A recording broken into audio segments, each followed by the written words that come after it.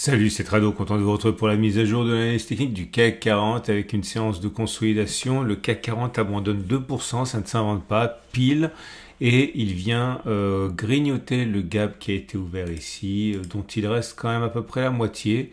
Et tant qu'il n'est pas comblé, ça reste un signal de force. À l'inverse, une clôture en dessous de ce gap serait un aveu de faiblesse, nous amenant à considérer sans doute un retour sur ce gap-ci qui, comme d'habitude, très proche des cours, risquerait d'être comblé également. Je pense que le support important à surveiller, c'est 74, 67, 113, 40. Je pense que c'est ça qui maintient, on va dire, le biais haussier. Je vous rappelle, mais je n'en parlerai plus après ça, que l'objectif de l'Ichimoku a été atteint avec le twist ici qui avait été réalisé. On sait que l'objectif, je suis désolé, je suis obligé de me répéter, c'était de faire la distance au twist reporté par-delà le twist.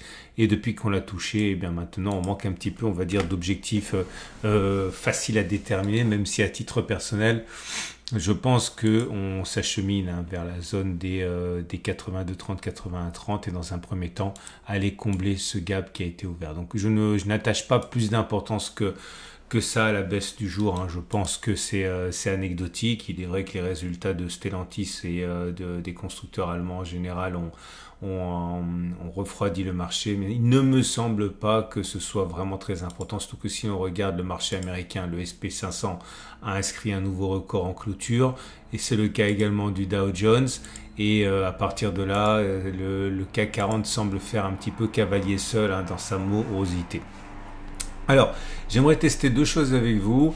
Avant, on va avoir besoin du super trend, voilà, qui est ici. Vous voyez, j'ai vraiment essayé de trouver le système le plus simpliste qui soit et voir s'il fonctionne. Le super trend, vous savez, c'est un indicateur que j'aime bien, mais il a été cassé à la hausse là, ok, sur cette bougie.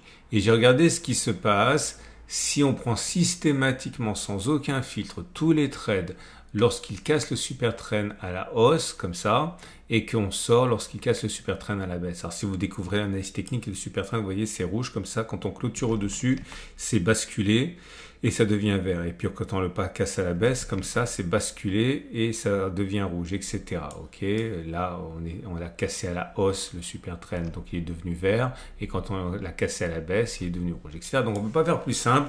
On est en mode téléguidage. On achète ici. Les derniers exemples c'était là et on sort là, ok.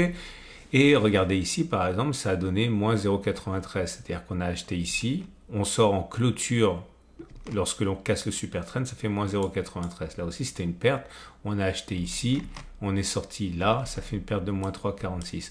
Là c'est un gain, on a acheté ici, on est sorti là, ça fait plus 5,41. Et j'ai fait l'expérience 35 fois. Et vraiment, vous avez zéro autonomie ici. On est à zéro subjectivité. C'est purement systématique. Et j'ai regardé ce qui s'est passé lorsque voilà, on a fait ça et je suis remonté jusqu'en 2016. Ok, 2016 et donc quasiment 8 ans en arrière. Et on va voir ce que ça donne. Alors, peut-on envisager de gagner de l'argent avec un tel système qui nous amène à acheter? Alors, on rentrerait un petit peu en retard, ce qui est bien puisqu'on est à meilleur, on est en dessous. Donc, aurait-il été une bonne idée d'acheter ici et on laisse courir tant qu'on clôture pas en dessous du super trend? Eh bien, on a une chance sur deux, même pas en fait. Ça a fonctionné 18 fois, ça a échoué 17 fois. Non, c'est l'inverse, ça a fonctionné 17 fois, ça a échoué 18 fois. Autrement dit, ça a fonctionné dans 51% et ça a échoué dans 49%. Oui, mais voilà, c'est rentable. Pourquoi c'est rentable au regard des 35 dernières occurrences? Parce que, alors si vous êtes nul en maths comme moi, ça va pas percuter tout de suite, mais faites-moi confiance, regardez une deuxième fois, c'est simple. L'idée, c'est que sur les 17 hausses, la hausse moyenne a été de 3,98%. Alors que sur les 18 baisses, la baisse moyenne a été de 2,57%. Autrement dit, un coefficient multiplicateur de 1,55. Ou encore, si vous préférez, lorsque l'on perd 100, on gagne 155 euros. Et ça, dans à peu près 50% des cas. Donc, c'est rentable. J'essaie de vous donner un exemple qui est parlant. Si on avait fait 100 fois ça, on aurait gagné 49 fois 155 euros, hein, puisque le coefficient multiplicateur il est 1,55, le ratio gain-risque il est 1,55. Donc on a gagné 49 fois 155 et on aurait perdu 51 fois 100 seulement, puisque le ratio gain-risque, je le répète pour la troisième fois, est de 1,55. Autrement dit, sur 100 occurrences, on aurait gagné 75,95 et on aurait perdu 51,00. Autrement dit, on aurait gagné 24,95. Donc ça fait de ce système hyper simpliste quelque chose de profitable théoriquement au regard des 35 dernières occurrences. Pas parce que vous avez de fortes chances de gagner, hein, une chance sur deux, mais par contre vous gagnez 55% fois plus quand vous avez raison que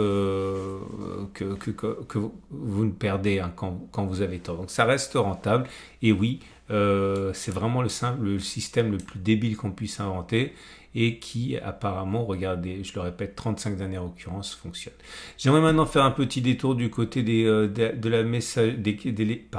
messages qui ont été laissés sur l'onglet communauté de la chaîne YouTube. Et là, bravo, parce que moi je l'avais pas vu, j'ai eu 2 messages me disant t'as oublié la tradobule, ok, et c'est vrai, j'ai complètement oublié la tradobule. En fait, c'est pas que j'ai oublié la tradobule, c'est que je l'ai pas vu la tradobule.